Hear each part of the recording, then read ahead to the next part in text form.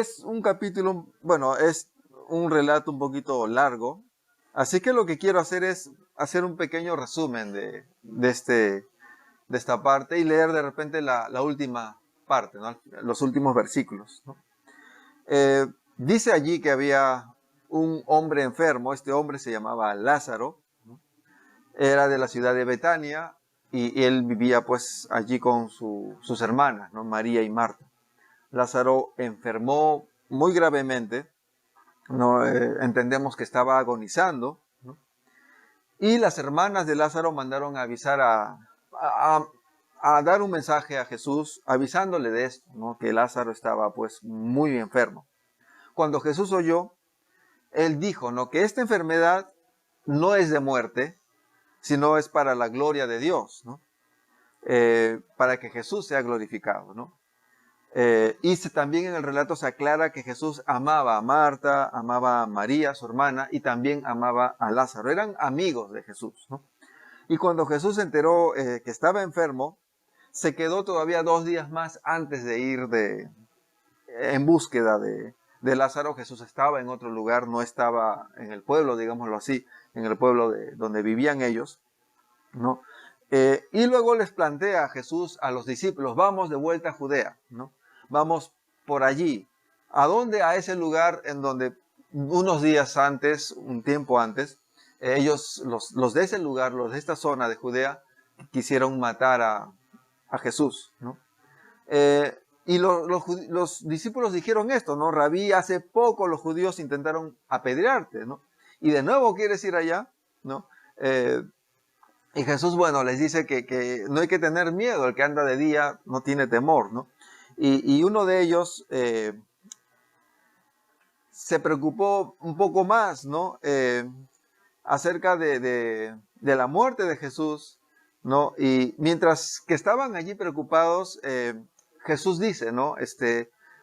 Lázaro está durmiendo, él va a despertar, ¿no? Los discípulos creen que está hablando acerca de que está, de repente yo estando allí me imaginaría, debe estar grave, de repente inconsciente, pero seguro se va a sanar. Pero Jesús se estaba refiriendo a que era una muerte que no iba a quedar allí, sino que iba a resucitar, ¿no? Y Tomás, después de esa conversación, cuando ya ven que Jesús definitivamente va a ir, dice, vamos también nosotros, acompañémosle para que muramos con él, ¿no? O sea, no dejemos solo a Jesús, pues, pasar por esta situación, sino acompañémosle. Y si nos matan, pues, ¿no? Entonces, cuando Jesús llega al lugar donde estaban las personas acompañando a Marta y María, llega a Betania, ¿no? Que está, dice, a 2,5 kilómetros más o menos de Jerusalén. Cuando Marta oyó que Jesús se acercaba, ¿no? Ella fue hacia Jesús, fue a darle el encuentro, ¿no? Y le dijo, ¿no? Señor, si hubieras estado aquí, mi hermano no habría muerto, ¿no? Ella estaba segura, ¿no? Por esas palabras entendemos, ella estaba segura de que si estuviese cuando estaba enfermo, antes de que muera, él le habría sanado a Lázaro. Y le dice, y después le dice, ¿no? Pero también sé ahora que todo lo que pidas a Dios, Dios te lo concederá, ¿no? Como que mostrando también en ella cierta esperanza todavía de que Jesús haga algo, ¿no? En esos momentos donde parecía que todo ya estaba hecho, ya había muerto Lázaro, ¿no? Y Jesús le dijo, tu hermano resucitará. Y Marta responde a eso viendo hacia el futuro, ¿no? Entendiendo ese futuro eterno que va a dar Dios, le dice, yo sé que resucitará en la resurrección, en el día final, le dice ella, ¿no? Pero Jesús le aclara, Jesús le dijo, no, yo soy la resurrección y la vida, el que cree en mí, aunque esté muerto, vivirá. Y continuó diciendo, y todo aquel que vive y cree en mí, no morirá eternamente. Y le pregunta, ¿crees esto? ¿No? Y Marta, por supuesto, le dijo que sí cree, ¿no? Después de esto, Marta fue y hizo avisar a María, y María también salió al encuentro de Jesús, ¿no? Y cuando Jesús todavía estaba acercándose un poco más a la aldea, al lugar, María ahora se encuentra con Jesús, ¿no? Jesús, me imagino yo viendo a María acercarse pero viendo atrás, ¿no? Atrás de ella, ya cerca, ya a la casa, a todos los acompañantes, ¿no? Y dice en el versículo 31, ¿no? Cuando los judíos que estaban en casa con María y la consolaban, vieron que ella se había levantado de prisa, ¿no? Y había salido, la siguieron, ¿no? Decían, va al sepulcro a llorar, pero María estaba yendo a ver a Jesús, ¿no? Y cuando María llegó a donde estaba Jesús y lo vio, se arrojó a sus pies y le dijo, Señor, hubieras estado aquí, mi hermano no habría muerto. Le dijo lo mismo que Marta, ¿no? Entonces, Jesús, al ver llorar a María y a los judíos que lo acompañaban, se conmovió profundamente y con su espíritu turbado dijo, ¿dónde está? ¿Dónde lo pusieron? Le dijeron, Señor, ven a verlo. Y Jesús lloró allí, ¿no? Luego sabemos el relato en el cual se dice también que Jesús pues llama a Lázaro, ¿no? Lázaro ven y Lázaro resucita, ¿no? Y hay pues una gran, no, maravillados todos de lo que había ocurrido, ¿no? En el versículo 43 dice esto, ¿no? Y habiendo dicho esto, clamó a gran voz, Lázaro ven fuera, y el que había muerto salió con las manos y los pies envueltos en vendas, y el rostro envuelto en su sudario. Entonces Jesús les dijo, quítenle las vendas y déjenlo ir. Muchos de los judíos que habían venido para acompañar a María y que vieron lo que Jesús hizo, lo que hizo Jesús, creyeron en él, ¿no? Pero algunos de ellos fueron a los fariseos y le contaron lo que Jesús había dicho. Un detalle más de esta historia es que había una creencia en esas épocas en las cuales se pensaba que el alma del muerto quedaba como que allí, no recuerdo si en el cadáver o cerca del cadáver, 3 días, ¿no? Y al cuarto día ya definitivamente se iba, ¿no? Definitivamente se separaba totalmente. Era una creencia en esa época, ¿no? Y algo que dijo la hermana, ¿no? Cuando Jesús le dijo, abran, ¿no? La tumba, ella le dijo, ya huele mal, ¿no? Ya hiede, dice ella, ¿no? Porque ya habían pasado 4 días, ¿no? Entonces, para un judío ese dato, por ejemplo, es importante, ¿no? Es importante porque, o sea, estaba totalmente muerto Lázaro, estaba definitivamente muerto Lázaro. Sí eran 4, ¿no? ¿Cuántos eran? Sí, ¿no? Estaba totalmente muerto Lázaro, o sea, era improbable que de alguna manera pues se reanime, ¿no? Para lo que entiende, ¿no? Un judío, y su cuerpo pues estaba descomponiendo, ¿no? Y ese es un gran milagro entonces que hizo nuestro Señor Jesús en ese momento, rompiendo no solamente, o sea, volviendo la vida a alguien, sino restaurando el cuerpo, ¿no? Que ya estaba descompuesto, ¿no? De una persona, ¿no? Y eso es lo maravilloso. Ahora, yo estaba viendo este texto, ¿no? Durante la semana para la prédica, y estuve pensando respecto y recordando respecto a las pérdidas de un ser querido, ¿no? Que es una experiencia muy difícil y que debió ser muy difícil para Marta y para María, ¿no? Por ejemplo, en mi caso, mis padres ya fallecieron hace varios años y siempre de cuando en cuando, ¿no? Viene un recuerdo de ellos, ¿no? Y siento cierta nostalgia, ¿no? Cierta tristeza porque sé pues que ya ahora, en estos días, en esta vida, digámoslo así, ya no les voy a ver, ¿no? Y puedo entender, ¿no? Lo que cada persona que perdió a un ser querido experimentó, ¿no? No solamente en el momento de la pérdida, ¿no? Más aún si fue un proceso de enfermedad, ¿no? Mis padres tuvieron cada uno en su momento una enfermedad que poco a poco fue, digamos, su cuerpo de ellos fue decayendo, se fue gastándose hasta que ya llegó el momento en que partieron. Y todo ese proceso también fue difícil y duro, ¿no? Como dijo mi hermano, ¿no? Hemos sufrido un luto largo, ¿no? Porque hemos estado esperando durante bastante tiempo, semanas, hasta meses con mi mamá, esperando a que fallezca, ¿no? Porque no había otra, digamos, ya no había la esperanza de que se sane, ¿no? Entonces, todo ese proceso de esperar, atenderle, ¿no? El desgaste físico también y el desgaste emocional, es duro, es fuerte, ¿no? Y luego ya cuando fallece también, ¿no? Esa experiencia, y luego de llegar a ser conscientes de que ya no está, ¿no? Físicamente con nosotros ya no está. Es todo un proceso muy, muy duro y que Marta y María debieron haber atravesado porque Lázaro estaba enfermo, ¿no? Y debieron haber experimentado todo ese proceso, ¿no? De repente no fue un luto tan largo como algunos, pero experimentaron esas etapas, ¿no? Hasta llegarse a despedir eh, o a ver a su hermano sin vida, ¿no? Eh, y una pregunta que he escuchado, recuerdo yo hace algún tiempo, hace ya varios años atrás, a una jovencita que vivía acá en Chorrillos por Delicias, ¿no? Y no, con Vilma justo también estábamos, y nos hablaron de ella porque ella había renegado en contra de Dios. ¿Por qué? Justamente porque, no recuerdo, eso sí, no recuerdo si su papá o su mamá, creo que fue su papá, que había fallecido. Ella iba a la iglesia, ¿no? Con su papá justamente, pero debido a la muerte de su padre, ella renegó contra Dios. O sea, eh, no solamente dijo por qué Dios se fue, sino por la culpa de Dios se fue mi papá, ¿no?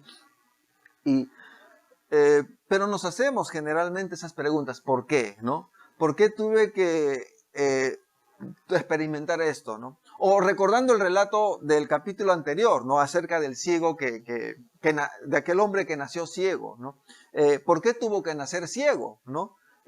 Y seguramente los padres, probablemente, muy probablemente los padres de este varón cuando nació, cuando era pequeño, se preguntaron eso: ¿por qué mi hijo nació ciego? ¿No? ¿Por qué mi hijo no puede salir a jugar con los demás niños? ¿Por qué mi hijo tenemos que darle, siendo ya grande, seguirle dando la comida? ¿Por qué a mi hijo tenemos que seguirle ayudando? ¿No? Y que no se mueva igual que los demás, ¿no? ¿Por qué los padres, ¿no? Ellos también podrían haberse preguntado, seguramente lo hicieron, ¿por qué tenemos que cargar con la enfermedad de nuestro hijo siendo acusados como pecadores? ¿No? Porque eso es lo que creían, ¿no? Los mismos discípulos de Jesús le preguntaron a Jesús quién pecó de frente. O sea, no le preguntaron, ¿habrán pecado o no? Sino, ¿quién pecó? ¿Ellos, los padres o el ciego? ¿No? Entonces, tenían ellos ese rótulo del pecado y que tenían que cargar. Y esto implicaba en aquellas épocas ser marginados socialmente, ser rechazados socialmente, ¿no? Y ellos seguramente se preguntaban en esos momentos, ¿por qué tengo que pasar por esto? ¿No? Y una vez más, ¿por qué Lázaro tuvo que sufrir esos dolores por su enfermedad y morir? ¿No? ¿Por qué tenían que sufrir las hermanas de Lázaro la pérdida de su hermano siendo tan joven, ellas también siendo jóvenes? ¿No? Y allí no salen tampoco los padres en esta historia. Y nunca en ningún momento se cuenta la historia de los padres, solo de ellos tres. Parece ser que ellos vivían solos, ¿no? Que ya habían perdido a los padres encima, ¿no? Entonces, son ejemplos de dolor, de sufrimiento, y son ejemplos nada más de la realidad que vivimos todas las personas, ¿no? En diferentes momentos, en diferentes circunstancias, pasamos por experiencias difíciles. Y la pregunta que surge en muchos casos es, ¿por qué? ¿No? ¿Por qué pasó por esto? ¿Por qué alguien que yo quiero pasa por esto? ¿No? De repente alguien se pregunta, ¿por qué lo perdí todo? ¿Perdí gran parte de lo que tengo? ¿Por qué murió mi padre? ¿O por qué murió mi hijo? ¿O por qué tiene o tengo que sufrir esta enfermedad?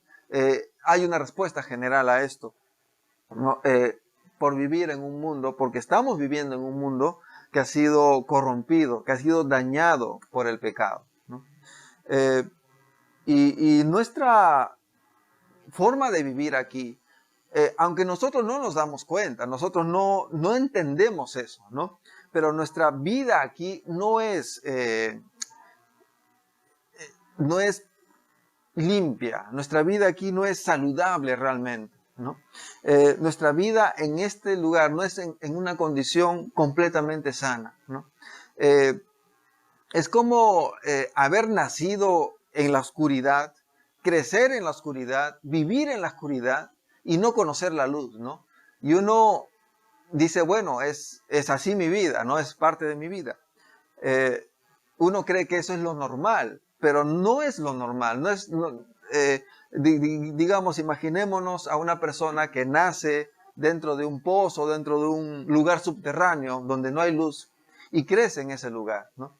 Y para esta persona todo en la vida fue así, siempre fue así, ¿no? Y no sabe que existe la luz, ¿no? Y para esta persona eso es lo normal, lo natural, ¿no? Hasta que sale a la luz, ¿no? Y se da cuenta que la realidad era otra, ¿no? Y nosotros vivimos así. Esa tiniebla, esa oscuridad en la que nosotros creemos que es lo normal, es el pecado, ¿no? Que está alrededor nuestro desde que hemos nacido y que vivimos dentro de ello desde que hemos nacido y nos desplazamos y nos movemos dentro de eso, ¿no? Y nosotros nos preguntamos ¿por qué? ¿Por qué tenemos, imaginando esta vida en ese lugar oscuro, ¿no? ¿Por qué no podemos ver qué hay más allá de nosotros? ¿Por qué no podemos desplazarnos con libertad? ¿Por qué tenemos que estar chocándonos a cada rato? ¿Por qué tenemos que a veces caminar gateando, ¿no? ¿Por qué es que sufrimos todo esto, ¿no? Sin darnos cuenta que nosotros mismos decidimos estar así, ¿no? Vivimos en un mundo corrompido porque el ser humano decidió desobedecer a Dios, decidió alejarse de Dios, ¿no? Y la pregunta en este relato surge una pregunta también, ¿no? Ante esta realidad que vive el hombre, que vive el ser humano, ¿no? Dios, no le importa a Dios lo que estamos pasando. ¿No le importa acaso a Dios que estemos sufriendo, que pasemos por momentos muy difíciles, en diferentes niveles, pero lo pasamos todos? En el versículo 4 dice, ¿no? Cuando Jesús lo oyó, ¿no? Dijo, yo de lo que había pasado, ¿no? Esta enfermedad no es de muerte, sino que es para la gloria de Dios, ¿no? Y para que el Hijo de Dios sea glorificado por ella. De repente, cuando alguien muy crítico escuche esto, va a preguntarse, un momentito, acá dice que esta enfermedad es para la gloria de Dios. O sea, lo que está diciéndose aquí es que Dios dejó que Lázaro se enferme como para morir, para que Dios sea glorificado.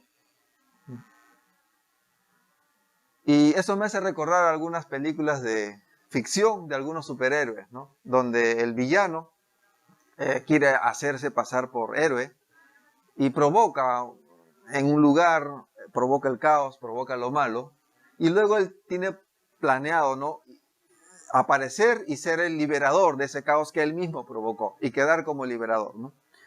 Y algunas personas al leer esto o al escuchar algo así podrían pensar esto: tal vez Dios es como esos villanos que provoca un caos, que provoca algo malo y luego quiere aparecer como el Salvador para glorificarse, ¿no? O como el COVID, ¿no? Que decían, ¿no?, que China provocó la enfermedad, ahora lanzan la vacuna, ¿no? Y ahora se quiere ufanar de haber dado la solución, pero es algo que provocó. Bueno, podríamos pensar eso, alguno podría pensar eso. Entonces, una vez más, insistir, y tenemos un Dios distante que no se preocupa realmente de nuestro dolor, un Dios que hasta usa nuestro dolor para glorificarse. No, la respuesta es no, no es así. Porque recordemos el relato de Adán y Eva, ¿no? Dios les advirtió a Adán y a Eva: si ustedes desobedecen, ¿no?, porque eso es lo que significó comer ese fruto que Dios les dijo que no lo hagan. Si ustedes desobedecen, van a morir, ¿no? O sea, van a experimentar la separación conmigo, ¿no?, la separación con Dios, la muerte espiritual y luego la muerte física. Advirtió Dios para que no lo hagamos, o para que nuestros representantes, Adán y Eva, no lo hagan. Pero ellos, entendiendo, conociendo esta advertencia, aún así se introdujeron en esa forma de vivir en desobediencia a Dios. Y ellos estando así, nosotros nacimos ya en ese ámbito, en ese, digámoslo así, en ese círculo, ¿no?, en el cual ya nacimos siendo desobedientes a Dios. Pero Jesús da una respuesta en sus actos, en sus acciones, ante esta pregunta: ¿Dios es indolente? No, Jesús nos ama. Solamente el hecho de pensar y de reconocer esta verdad, que Jesús, siendo Dios, siendo perfecto, estando, digámoslo así a modo de ilustración, estando ahí arriba, ¿no?, en la perfección, en la eternidad, en la santidad, en la gloria, decidió bajar a este lugar, a este ámbito, a este círculo, digámoslo así, contaminado por el pecado, ¿no? Se hizo hombre por nosotros, para salvarnos a nosotros, ¿no? Entonces, ¿es un Dios distante, indolente? Por supuesto que no. Y aquí en este relato lo vemos cuando en el clímax de este relato dice que Jesús lloró, ¿no? Jesús, si Jesús sabía que Lázaro iba a resucitar, ¿por qué lloró? Bueno, es la compasión, es lo que vio ese momento, vio el sufrimiento de María, de Marta, de los acompañantes, vio toda esa experiencia por la que ellos estaban pasando, la cual nadie iba a borrar. O sea, claro, Lázaro resucitaría después, pero María, Marta tuvieron que cuidar día y noche a Lázaro. Lázaro tuvo que soportar dolores, tuvieron que enterrar o sepultar a Lázaro. Toda esa experiencia estaba ahí, iba a quedar ahí en ellos. Y veo que eso, por el relato, eso es lo que impactó a Jesús y por eso lloró. Nos damos cuenta entonces, al ver esto, y también por el relato del ciego que vimos domingos anteriores, donde Jesús enfrenta a ciertas tradiciones de algunas personas, por encima de esas tradiciones, no de la palabra de Dios, sino de las tradiciones que seguían algunos, se va por encima de eso para atender a una persona que necesitaba realmente ser sanada, a este ciego. Por amor a este ciego, él actuó arriesgando a que le apedreen, a que le mataran, ¿no? Lázaro sería resucitado, pero Jesús lloró por ver el sufrimiento y está atento de la misma manera a nosotros también, ¿no? Él está atento y puedo ver o imaginarme a Jesús también en esos momentos difíciles que yo paso, que reconozco que es por el pecado, por vivir en un mundo pecaminoso, por tener también mis pecados, sufrir resultados, consecuencias de eso, y Jesús allí atento a lo que está pasando en mi vida, a lo que está pasando en tu vida. Pero ¿por qué Jesús no nos evita pasar por todo eso? O sea, ¿por qué Jesús no nos hace como un puente espiritual para evitar, ¿no? Pasemos como volando sobre esos problemas? ¿Por qué no hace eso? ¿No? Mejor, ¿no? Y una pregunta parecida hicieron los judíos en este relato, en el versículo 36, dice, los judíos dijeron entonces, miren cuánto lo amaba, ¿no? Porque lloró. Pero algunos de ellos dijeron, y este que le abrió los ojos al ciego, ¿no podría haber evitado que Lázaro muera? ¿No? Y la respuesta es que la causa general, que es el pecado, ¿no? El hombre decidió seguirlo y sufre porque está sumergido en esto. Y entonces, ¿qué está haciendo Dios con este tema? Lo que Dios dice, lo que la palabra de Dios nos dice y nos exhorta, lo hace en muchos momentos en la palabra de Dios y de manera firme y enfática, es que nos alejemos del pecado. Y hoy en día, lamentablemente, se está tratando de no hablar del pecado. Se está evitando hablar en muchos lugares porque es ofensivo, porque le hace sentir mal a la gente, pero esa es la causa del dolor y del sufrimiento en la humanidad, en las personas. Por lo tanto, es importante y vemos que es necesario que uno reconozca que es el pecado la causa de nuestro dolor y nuestro sufrimiento. Y por otro lado, lamentablemente, muchas personas buscan aliviar su dolor, su sufrimiento, buscando, por ejemplo, el placer, ¿no? Buscando lo contrario, ¿no? Lo que les parece que es lo contrario para sentirse bien, ¿no? Pero el problema es que esos placeres no quitan el dolor y el sufrimiento que experimenta la misma persona, sino que más bien lo sumergen más en el pecado, porque generalmente son placeres malos, porque hay placeres buenos también. Lo sumergen más en el pecado, que es justamente lo que causa el dolor, el sufrimiento en nosotros o en la vida de las personas, ¿no? Entonces, quien nos ayuda de este dolor, quien acude a nosotros para aliviar realmente, ¿no?, el dolor que tenemos, es Jesucristo. Y aunque el ser humano viva esta vida bajo el dolor del pecado, aquellos que creemos en Jesús y le recibimos, nos promete una eternidad libre de esta causa de todos los males, ¿no? Y al ver nuestra vida, no la vemos como una línea del tiempo donde nacemos, ¿no? Crecemos, nos reproducimos, etcétera, aunque hay algunos que no se han reproducido todavía, ¿no? Bueno, la mayoría sí, bueno, no, dos jovencitos, no. Bueno, y una niña. Pero no, vemos esta línea del tiempo en nuestra vida y luego morimos. Y ahí termina todo, ¿no? Nosotros vemos nuestra línea del tiempo diferente, ¿no? Nacemos, crecemos, ¿no? Nos multiplicamos no solamente teniendo hijos, sino también teniendo hijos espirituales, ¿no? Y vemos que nuestra vida continúa por la eternidad, ¿no? Se desplaza y mantiene la eternidad. Y vemos que va a llegar un momento en el que nuestras vidas, ¿no?, van a ser libradas totalmente de este pecado, ¿no? Y de allí en adelante, ¿no?, vamos a tener una eternidad gloriosa justamente porque vamos a estar libres de ese pecado que nos ha corrompido, que nos lleva al dolor y al sufrimiento. Y eso nos da esperanza, nos da fuerzas y nos motiva mucho porque sabemos que todo lo que hacemos hoy, ¿no?, para la gloria de Dios y para servir a Dios, tiene esa extensión eterna en gloria. Y eso es maravilloso, porque aún ahora nos fortalece, ¿no? Pero no solamente eso. Quiero leerles el versículo 25 de este relato. Jesús dijo: yo soy la resurrección y la vida. El que cree en mí, aunque esté muerto, vivirá. Y todo aquel que vive y cree en mí, no morirá eternamente. ¿Crees esto?, le dijo a María, a Marta, creo. Pero luego en el versículo 40, más adelante, Jesús dice: no te he dicho que si crees, verás la gloria de Dios. Y aquí, en esta parte, en este versículo 40, no está hablando de la gloria eterna futura. Está hablando de la gloria que en esos momentos verán estas dos chicas, estas dos jovencitas, por lo que Lázaro será resucitado en ese momento. Y es cierto, vamos a tener una eternidad gloriosa, libres totalmente del pecado, pero hoy también la Biblia nos enseña, la palabra de Dios nos enseña que mientras nos acercamos más a Dios, mientras vamos consagrando nuestra vida más a Dios, el pecado va a tener menos efecto, menos poder en nuestras vidas. En primer lugar, dejamos de ser esclavos del pecado, pero luego también Dios va a ir reduciendo la acción pecaminosa en nuestras vidas. Y eso significa también que van a ir reduciéndose, digamos así, la potencia que nos lleva a sufrir. Y hoy, viviendo en la voluntad del Señor, siguiendo a Cristo, viviendo para adorar a Dios, vamos a ir experimentando algo de lo que nos espera en la eternidad.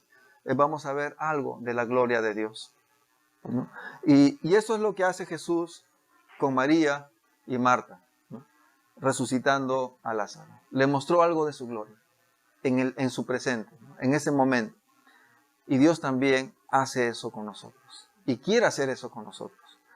¿Crees? Como le dijo Jesús a una de ellas, ¿no? ¿Tú crees? ¿No? ¿Crees? No hay que decirle, sí, creemos, ¿no? Pero también he visto algo más, y con eso vamos a terminar. He visto que, por ejemplo, en la vida de cada creyente, Dios ha hecho muchas cosas. Dios ha hecho grandes cosas, ¿no? Y uno a veces como que se olvida un poco de eso.